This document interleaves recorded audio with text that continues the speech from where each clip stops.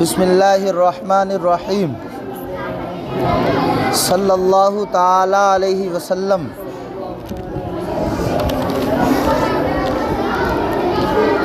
کل ہم نے بتایا تھا ایک مسئلے کے اختلاف کو۔ مسئلہ کیا تھا؟ امام اعظم ابو حنیفہ کے نزدیک والمرفقان والکعبان تدخلان فی فرض الغسل عند علمائنا ثلاثت، کہتے ہیں کوہنیاں اور ٹخنے یہ دونوں داخل ہیں دھونے کے فرض میں ہمارے تینوں علماء کے نزدیک، امام اعظم ابو حنیفہ اور امام محمد رحمۃ اللہ علیہ اور امام ابو یوسف رحمۃ اللہ علیہ کے نزدیک کہتے ہیں، لیکن اس میں امام ظفر کا اختلاف تھا۔ وہ کہتے ہیں کہ کونیاں اور ٹخنے یہ داخل نہیں ہیں، یہ داخل نہیں ہیں، صرف کوہنیوں سے پہلے تک ہاتھ دھوئے جائیں گے، کوہنیاں اور ٹخنوں کا دھونا فرض نہیں ہے۔ اس کی دلیل دیتے ہیں، کہتے ہیں قرآن میں ہے ثم اتم الصیام الی اللیل، ثم اللہ نے فرمایا تم روزہ رکھو رات تک۔ کہاں تک؟ رات۔ فرماتے ہیں کوئی بندہ رات کا روزہ رکھتا ہے؟ نہیں رکھتا، بلکہ سب کا اتفاق ہے کہ صبح صادق ختم سحری سے لے کر غروب آفتاب تک کھانے پینے جماع سے باز رہنے کا نام روزہ ہے۔ جیسے ہی غروب آفتاب ہوا سب لوگ روزہ کھول لیتے ہیں، ہر مذہب کا بندہ روزہ کھول لیتا ہے۔ کیوں؟ کہتے ہیں یہاں الی اللیل یہ غایت ہے اور یہ مغیّہ میں داخل نہیں ہے، یہ مغیّہ میں، تو یہاں رات کا روزہ مراد نہیں ہے۔ ایسے ہی وہاں الی المرفقین اور الی الکعبین یہ بھی غایتیں ہیں، یہ بھی دونوں مغیّہ میں داخل نہیں ہیں۔ دلیل جس طریقے سے یہاں لیل روزے میں داخل نہیں ہے، ایسے ہی وہاں کوہنیاں اور ٹخنے ہاتھ پاؤں میں داخل نہیں ہیں۔ تو اس کا جواب ہم نے دیا تھا، کہ امام صاحب غایت دو طرح کی ہوتی ہے، غایت الاسقاط، ایک غایت الامتداد۔ غایت الاسقاط اسے کہتے ہیں کہ اگر غایت مغیّہ کی جنس سے ہو تو وہ غایت مغیّہ میں داخل ہوتی ہے۔ جیسے اللہ نے فرمایا فَاغْسِلُوا وُجُوهَكُمْ وَأَيْدِيَكُمْ إِلَى الْمَرَافِقِ، یہاں مرافق جو ہے یہ غایت ہے اور یہ ایدی کی جنس سے ہے، ہاتھ کی جنس سے ہے غایت، لہٰذا یہاں غایت مغیّہ میں داخل ہے۔ اور غایت الامتداد وہ غایت ہوتی ہے کہ غایت مغیّہ کی جنس سے تو نہ ہو لیکن بڑھانے اور پھیلانے کے لیے لائی گئی ہو۔ جیسے روزے کو بڑھایا کہاں تک؟ رات تک۔ تو جو غایت مغیّہ کی جنس سے نہ ہو وہ غایت مغیّہ کی جنس مغیّہ میں داخل بھی نہیں ہوتی ہے۔ جیسے قرآن کریم کی مثال اتم الصیام الی اللیل، یہاں لیل روزے کی جنس سے نہیں ہے، اس لیے روزے میں داخل بھی نہیں ہے۔ تو امام ظفر صاحب آپ کا یہ کہنا اور اس دلیل پہ اس مسئلے کو قیاس کرنا یہ غلط ہے۔ کیوں؟ ثم اتم الصیام الی اللیل یہ غایت الامتداد والی مثال ہے، اور فاغسلوا وجوہکم وایدیکم الی المرافق یہ غایت الاسقاط والی مثال ہے۔ لہٰذا غایت الاسقاط میں غایت مغیّہ میں داخل ہوتی ہے اور غایت الامتداد میں غایت مغیّہ میں داخل نہیں ہوتی ہے۔ تو آپ کا یہ کہنا غلط ہے، آپ کو اس مسئلے کو اس مسئلے پہ قیاس کر رہے ہیں، یہ قیاس بالکل بیکار اور عبث ہے۔ لہٰذا یہاں غایت مغیّہ میں داخل ہوتی ہے، اور اگر غایت کو یہاں مغیّہ میں داخل نہ مانے تو ہاتھ بغلوں تک دھوئے جائیں گے۔ ہاتھ کا اطلاق کہاں تک ہوتا ہے؟ بغلوں تک۔ ہاتھ کہاں تک دھو جائیں گے؟ تو کیا امام صاحب کرتا اتار کے دھو گے؟ وضو کرو گے تو کرتا اتارنا پڑے گا۔ تو اس لیے فرماتے ہیں کہ غایت یہاں مغیّہ میں داخل ہے، ٹھیک ہے۔ فرماتے ہیں والمفروض فی مسح الراس، اور سر کے مسح میں فرض یہ ہے، سر کے مسح میں فرض والمفروض فی مسح الراس، اور سر کے مسح کا فرض مقدار الناسیتی، مقدار ناسیہ ہے، مقدار یعنی پیشانی کی مقدار ہے، کائے کی مقدار ہے؟ پیشانی کی مقدار ہے، سر کا مسا۔ وَهُوَ رُبْعُ الرَّاسِ، اور مقدار ناسیہ وہ ربع راس ہے، چوتھائی سر ہے۔ کیا ہے؟ یعنی مسا جب ہم کریں گے تو اس کا مسا کرنے میں فرض کیا ہے؟ مقدار ناسیہ، پیشانی کی مقدار، اور وہ کیا ہے؟ چوتھائی سر۔ تو جب ہم مسا کریں گے تو چوتھائی سر کا کریں گے، یہ فرض ہے۔ یہ کیا ہے؟ فرض ہے۔ دلیل کیا ہے؟ فرماتے ہیں لما روى المغیرۃ بن شعبہ، کیسے کہتے ہیں اس روایت کی وجہ سے جو مغیرہ ابن شعبہ نے بیان کی ہے، اس حدیث کی وجہ سے جو مغیرہ ابن شعبہ نے بیان کیا ہے۔ کیا بیان کیا ہے؟ ان النبی صلی اللہ تعالی علیہ وسلم، کہ نبی کریم علیہ السلام اتا سباتۃ قوم، ایک قوم کی کوڑی پر تشریف لائے، ایک قوم کی کوڑی پر تشریف لائے۔ فوالا، کوڑی کہتے ہیں جیسے کوئی قوم کسی جگہ بسی تو اس سرزمین کو کوڑی کہتے ہیں، وہاں کی وہ کوڑی ہو گئی، تو مطلب ایک قوم کے پاس تشریف لائے، ایک قوم کی کوڑی پر تشریف لائے۔ نبی کریم صلی اللہ علیہ وسلم اتا سباتۃ قوم، ایک قوم کی کوڑی پر تشریف لائے۔ فوالا، تو آپ نے پیشاب کیا، وتوضؤ، اور وضو کیا، آپ نے پیشاب کیا اور وضو کیا۔ ومسح علی الناسیۃ، اور ناسیہ پر مسح کیا، مقدار ناسیہ پر چوتھائی سر پہ، چوتھائی سر کا مسح کیا۔ وخفیہ، اور اپنے دونوں موزوں پر مسح کیا، اپنے دونوں مسح کیا۔ کہتے ہیں کہ وضو میں مقدار ناسیہ کا مسح کرنا فرض ہے۔ امام اعظم ابو حنیفہ، امام محمد، امام ابو یوسف رحمہم اللہ تعالی علیہم کے نزدیک وضو میں مقدار ناسیہ یعنی چوتھائی سر کا مسح کرنا یہ فرض ہے۔ کس کے نزدیک؟ ہمارے علماء کے نزدیک، احناف کے نزدیک۔ دلیل کیا ہے؟ حدیث پاک ہے، وہ روایت ہے جو مغیرہ ابن شعبہ نے جس روایت کو بیان کیا ہے۔ کون سی روایت ہے؟ اتى النبی، ان النبی صلی اللہ علیہ وسلم اتا سباتۃ قوم، کہ نبی کریم علیہ السلام ایک قوم کی کوڑی پہ تشریف لائے۔ فبالا، تو آپ نے پیشاب کیا۔ وتوضؤ، اور وضو فرمایا۔ ومسح علی الناسیۃ، اور ناسیہ پر مسح کیا، مقدار ناسیہ پر یعنی چوتھائی سر کا، ناسیہ کہتے ہیں چوتھائی سر کو، کس کو کہتے ہیں؟ وخفیہ، اور اپنے دونوں موزوں پر مسح کیا۔ تو چوتھائی سر کا مسح کرنا یہ احناف کے نزدیک فرض ہے، اور پورے سر کا مسح کرنا یہ سنت ہے احناف کے نزدیک۔ امام مالک اور امام احمد بن حنبل کی ایک روایت، امام مالک فرماتے ہیں، امام احمد بن حنبل فرماتے ہیں کہ پورے سر کا مسح کرنا فرض ہے۔ وہ دلیل دیتے ہیں کہ قرآن کریم میں اللہ نے فرمایا فَاغْسِلُوا وُجُوهَكُمْ، تم اپنے چہروں کو دھو لو، وَأَيْدِيَكُمْ إِلَى الْمَرَافِقِ وَامْسَحُوا بِرُؤُوسِكُمْ، تم اپنے سروں کا مسح کر لو۔ امام مالک کیا کہتے ہیں؟ قرآن کی آیت وَامْسَحُوا بِرُؤُوسِكُمْ، اپنے سروں کا مسح کر لو، فرماتے ہیں یہاں سر جو ہے یہ مطلق سر کا مسح کرنا ہے۔ یہاں اللہ نے جو مسح کرنے کو فرمایا ہے وَامْسَحُوا بِرُؤُوسِكُمْ مطلقاً، اور المطلق یجری علی اطلاقہ، مطلق اپنے اطلاق پہ جاری رہتا ہے۔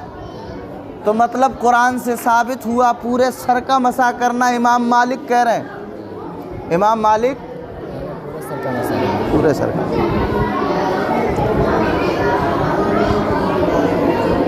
لیکن احناف اور شوافع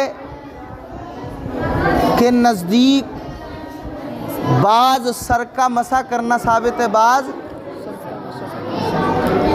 ثابت ہے، وہ کہتے ہیں بعض سر کا مسح کرنا سنت ہے، فرض ہے۔ اور امام شافعی کے نزدیک تو اگر ایک دو بال بھی بعض میں آ جائیں، ایک دو بال بھی بھیگ جائیں، مسح ہو جائے تو مسح ہو گیا امام شافعی کے نزدیک۔ لیکن احناف کے نزدیک چوتھائی سر کا مسح کرنا فرض ہے۔ جب تک چوتھائی سر کا مسح نہیں ہوگا وضو نہیں ہو سکتا۔ ان کی اپنی اپنی الگ دلیلیں بھی ہیں، ان کی اپنی الگ دلیلیں بھی ہیں۔ فرماتے ہیں بعض سر پر مسح کرنے سے فرضیت ادا ہو جاتی ہے، امام شافعی اور امام اعظم یہ فرماتے ہیں کہ بعض سر کا مسح کرنے سے فرضیت ادا ہو جاتی ہے، اور رہا پورے سر کا مسح تو وہ سنت ہے۔ لیکن اختلاف تجدید کے سلسلے میں اختلاف ہے، کائے کے سلسلے میں؟ تجدید کے سلسلے میں اختلاف ہے۔ حنفیہ کے نزدیک پیشانی کی مقدار سر کے حصے پر مسح کرنا فرض ہے، مقدار سر کے حصے پر، مقدار ناسیہ چوتھائی سر کے حصے پر مسح کرنا فرض ہے۔ کس کے نزدیک؟ احناف کے۔ شوافع کے نزدیک کم سے کم وہ مقدار جس پر مسح کا اطلاق ہو سکتا ہو، وہ مقدار یعنی ایک دو بال پہ بھی اگر مسح ہو گیا اور اطلاق ہو گیا مسح کا تو مسح اتنا فرض ہے، باقی چوتھائی سر کا بھی فرض اختلاف یہاں ہے۔ اگرچہ ایک ہی بال کیوں نہ ہو اس پر مسح کرنے سے فرض ادا ہو جائے گا، امام شافعی کہتے ہیں، ٹھیک ہے۔ اور امام اعظم کے نزدیک چوتھائی سر کا مسح۔ امام مالک اور امام احمد کی دلیل وہ حدیث ہے جس کے الفاظ ہیں فَبَدَأَ بِمُقَدَّمِ رَأْسِهِ ثُمَّ ذَهَبَ، یعنی آپ صلی اللہ علیہ وسلم نے مقدم راس سے مسح شروع کیا، یہاں سے سر کے اگلے حصے سے آپ نے مسح کو شروع کیا اور گردن تک لے گئے۔ کون کہہ رہے ہیں؟ امام مالک اور امام احمد بن حنبل ایک حدیث پیش کر رہے ہیں دلیل کے طور پہ کہ نبی کریم صلی اللہ علیہ وسلم نے ایک مرتبہ مسح کیا تو اپنے سر کے مقدم آگے والے حصے سے ہاتھ کھینچ کے لے گئے پیچھے تک، گردن تک۔ فرماتے ہیں اور مسح کرتے ہوئے دونوں ہاتھ سر کے اگلے حصے پر لے آئے، یہاں تک لے گئے، پھر یہاں سے اگلے حصے پر لے آئے۔ تو اب جب ہم نے ایسے کیا پھر ایسے کر لیا تو پورے سر کا مسح ہو گیا کہ نہیں؟ تو نبی کریم نے جب آگے حصے سے پیچھے تک شروع کیا پھر پیچھے سے ہتھیلی کو لا کر کے آگے تک لے آئے، مسح کر لیا تو پورا سر گر گیا۔ اور ہمارے نزدیک امام مالک کہتے ہیں، امام احمد بن حنبل کہتے ہیں، حنابلہ اور مالکیہ کے نزدیک پورے سر کا مسح کرنا فرض ہے۔ دلیل یہ والی ہے کہ نبی نے ایک مرتبہ وضو کیا، مسح کیا تھا، آگے حصے سے پیچھے تک ہاتھ لے گئے تھے مسح کرتے ہوئے، پھر پیچھے سے آگے تک لے آئے، پورا سر گر گیا۔ اس حدیث سے معلوم ہوا کہ پورے سر کا مسح کرنا فرض ہے، ٹھیک ہے۔ یہ حدیث ابو داؤد شریف میں ہے، جو حدیث انہوں نے پیش کی ہے ابو داؤد شریف میں ہے، اور سنن ترمذی میں بھی ہے یہ۔ اب ہم اس کی دلیل دیتے ہیں، اس کا جواب دیتے ہیں امام مالک اور امام احمد بن حنبل کی حدیث کا جواب دیتے ہیں، ان کی دلیل کا رد کرتے ہوئے جواب دیتے ہیں۔ کہتے ہیں آپ نے وضو کے اندر پورے سر کے مسح کو فرض فرمایا ہے۔ آپ نے یہ جو حدیث پیش کی ہے کہ نبی نے پورے سر کا مسح کیا ہے، اس سے معلوم ہوا کہ پورے سر کا مسح کرنا فرض ہے۔ امام مالک اور امام احمد بن حنبل یہ بات کہتے ہیں تو اس کے جواب میں احناف کہہ رہے ہیں کہ آپ نے وضو کے اندر پورے سر کے مسح کو فرض فرمایا ہے، یہ حکم بطور فرض نہیں ہے۔ یہ حدیث میں جو سرکار نے پورے سر کا مسح کیا یہ بطور فرض نہیں ہے۔ بولے اگر یہ بطور فرض ہوتا تو نبی نے وضو کرنے سے پہلے 3 مرتبہ ہاتھ بھی دھوئے، 3 مرتبہ کلی بھی کی، 3 مرتبہ ناک میں پانی بھی چڑھایا اور ہر بار چڑھایا ہے، اس کو بھی پھر فرض ہونا چاہیے، حالانکہ یہ فرض نہیں ہے۔ نبی کے عمل سے جب پورے سر کو تم اس کے مسے کو ثابت کر رہے ہو تو نبی کا عمل یہ بھی ہے، 3 بار ہاتھ دھونا، کلی کرنا، ناک میں پانی چڑھانا، لیکن یہ فرض نہیں ہے، یہ سنت ہے اور ہم بھی اس کو سنت مانتے ہیں۔ فرمایا